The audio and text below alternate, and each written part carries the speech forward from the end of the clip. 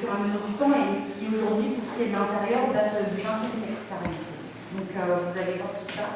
C'était l'une des nouveautés cette année lors des 31e Journées du patrimoine. Le château de la Verrière a ouvert ses portes au public. Débuté au XVIe siècle par la famille Séguier, la construction du château s'achève au XVIIe siècle, époque où les jardins auraient bénéficié de l'attention toute particulière du paysagiste de Louis XIV.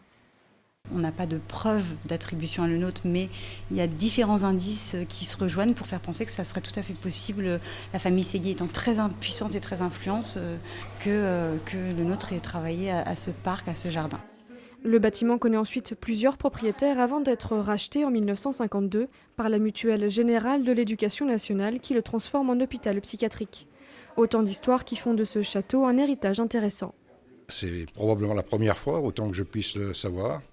Donc voilà, on avait envie de connaître un peu notre patrimoine local. Bon, la chapelle est surprenante, ben, ça c'est évident, puisqu'elle est quand même assez... c'est un peu une association d'un certain nombre de styles.